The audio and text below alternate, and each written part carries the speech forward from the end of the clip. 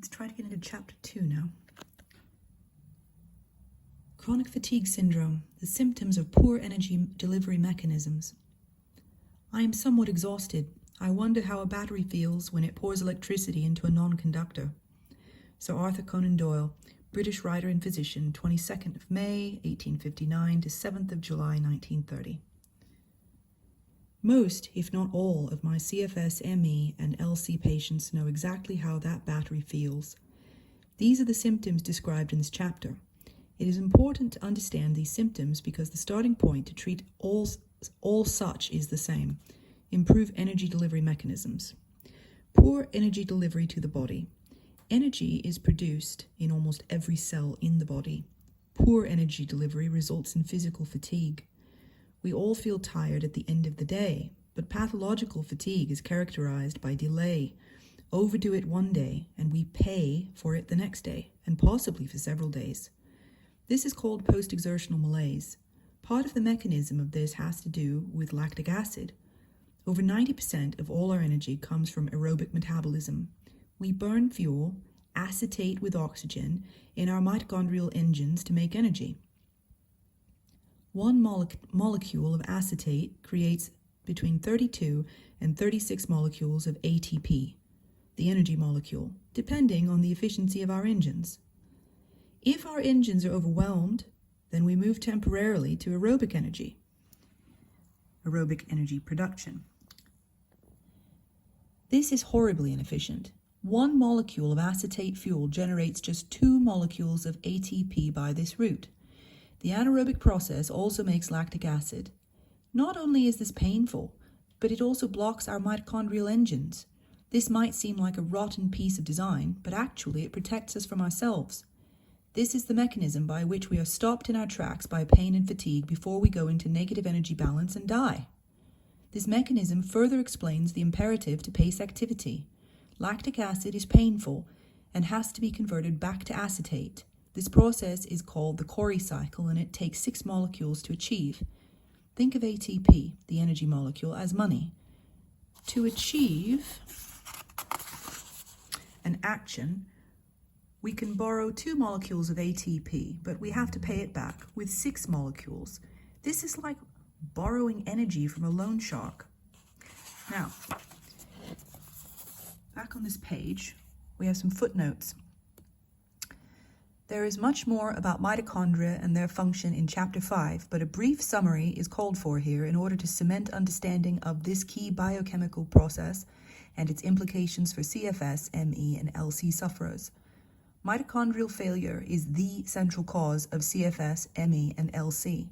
The biochemistry, Krebs cycle, etc., alluded to here is one that doctors and chemists learn the night before the examination and then forget. It is very detailed, and one does not need to know those details, but rather one needs only to know the overview and the implications of all of this to you, the sufferer. The dominant role of mitochondria is to produce ATP, adenosine triphosphate. This is achieved in normal circumstances by oxidizing or burning acetate derived from glucose and fatty acids in the presence of oxygen.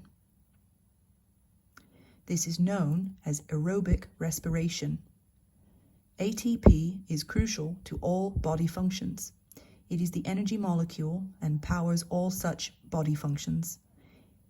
In these good normal circumstances, the word equation for this process of aerobic respiration is glucose plus oxygen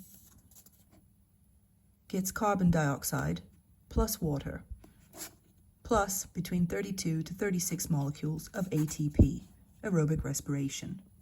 However, when anyone has overdone things, then the system moves temporarily to anaerobic, meaning without oxygen, respiration. For CFS, ME, and LC sufferers, this switch to anaerobic respiration happens much more quickly than usual. For example, maybe walking 5 paces will cause a switch. And also, it takes much longer for the CFS, ME, and LC sufferer to switch back to aerobic respirations, often days, if not longer. The problem with anaerobic respiration is that it only produces 2 molecules of ATP, as seen in its word equation as below. Glucose becomes 2 lactic acids plus 2 ATPs. Anaerobic respiration. But it is worse than that. As already mentioned, the lactic acid causes pain, the burn that athletes know so well. And also, it takes 6 molecules of ATP to convert the lactic acid back to acetate, ready to be oxidized in aerobic respiration. One has effectively lost 4 molecules of ATP in this transaction. So, you are left with pain and a long recovery period from that pain. I have written extensively on this subject, and you will find the links to my 3 published papers at the start of Chapter 5. You do not need to know the detail. But perhaps it will reassure you that the detail is there. Once you feel better, maybe you could go back and read those 3 papers and understand why you do feel better.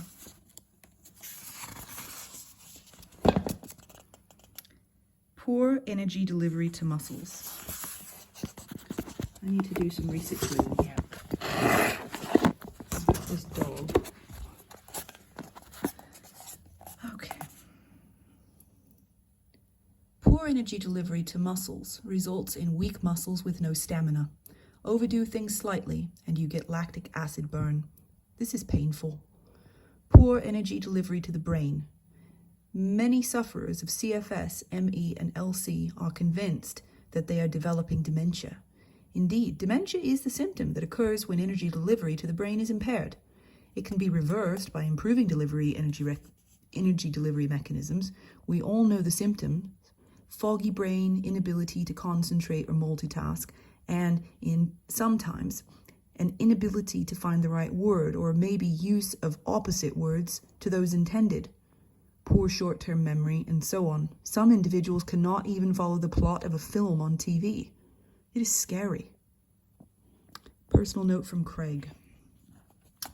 At one point, around 2001, I was totally bedridden, and this lasted for a number of years. My cognitive ability was so low that at one point I could not count from 1 to 10. This level of brain fog lasted for about 10 months. It was very scary. I thought my brain was totally shot. It wasn't, but it did need vastly improved energy delivery. And when that energy started to get through, my brain fog lifted, and I began to help Sarah with her website and her books. During the first COVID lockdown, I wrote a mathematics book, Rockets and Raindrops, about varying mass problems. This was one of my lifetime ambitions, and for 2 brief periods, Rockets and Raindrops was 7th and 15th in Amazon worldwide sales in the applied mathematics category, due to large orders from Japanese schools. My point is that I truly believe that no matter how bad things are, you can always improve. You can still realize dreams. I was desolate during the early 2000s and had given up on any kind of recovery. If someone had predicted all of the above, I would have probably sworn at them and thrown whatever I could at them. But I stuck with the roadmap as provided by Sarah, and I was supported and loved by my incredible wife, Penny, and spurred on by my amazing children, Gina and Connor, who took me for who I was, as children do. Please, dear reader, never give up. Never, ever give up. There are good days ahead of you, waiting for you to be there. By the way, as of today, 13th of November, 2023, Rockets and Raindrops is placed at position 5,105 in the applied mathematics category on Amazon. Low brain energy can also result in intolerance of light, noise, smell, and sometimes touch. The business of processing information requires large amounts of energy. About 1/3 of the resources of the brain go into transforming the signal that arises from the light on the retina to a 3-dimensional depiction of the world around us. My worst afflicted patients only feel comfortable in a darkened room. Then the brain gives us symptoms to stop us spending energy, such as depression, which makes us antisocial, and procrastination. I think the symptom of feeling stressed is one that the brain gives us when it knows it does not have the energy to deal with demands. Poor energy delivery to the heart. Poor energy delivery to the heart manifests in 2 ways, with POTS, postural orthostatic tachycardia syndrome, and pain. Heart muscle pain is called angina. POTS. The heart is a muscle, impair energy delivery, and it can no longer beat powerfully. This presents with low blood pressure. I reckon a blood pressure of 100/60 milligrams of Hg or less is pathological.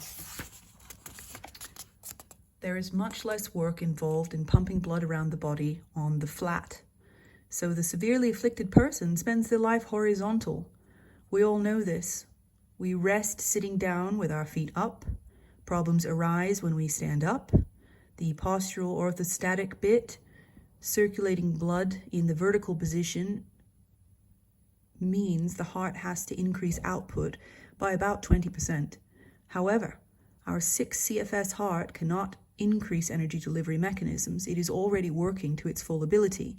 The only way it can increase cardiac output in the short term is to beat faster, the tachycardia bit.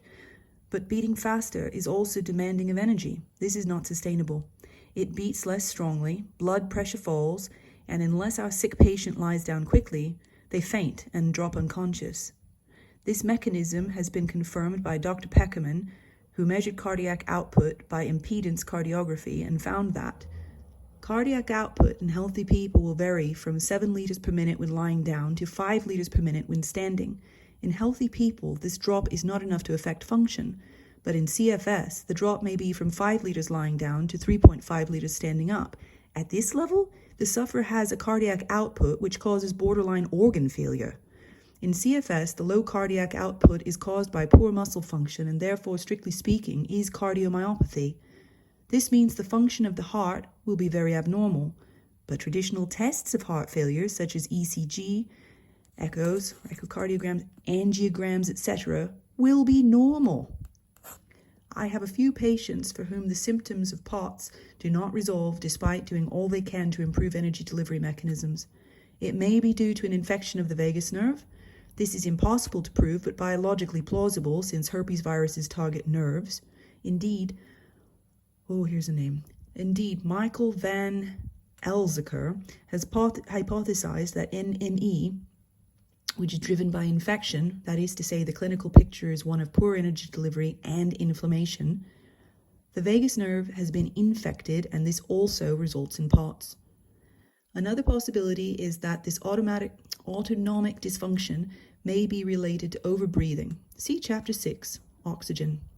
Some of these patients respond to TENS stimulation of the vagus nerve. This is work in progress. Angina. The term angina simply means pain in the heart. It is caused by lactic acid burn. The cardiologists recognize the clinical picture of angina as a result of poor blood supply to the heart when demands exceed oxygen delivery. There is a switch into metabolism without oxygen, anaerobic, and lactic acid is painful. The patient with atherosclerosis, blocked arteries, immediately feels the pain, stops activity, and the oxygen supply is restored as demand falls and a normal mitochondrial aerobic engine clears the lactic acid. This takes seconds to minutes. It is a very different picture for the mitochondriac, that is, the CFS sufferer. They get lactic acid burn when energy demand exceeds energy delivery because the mitochondrial engine is slow. Too slow even to clear the lactic acid. They suffer angina, which lasts minutes to hours. They are not diagnosed with angina by cardiologists because the clinical picture does not fit, and imaging of the arteries, angiography, shows coronary arteries to be normal. They are instead diagnosed, please try not to laugh at this point, with atypical chest pain. But we know this is a loan shark pain, not a diagnosis, but a clinical picture. I'm going to stop here because I'm making mistakes.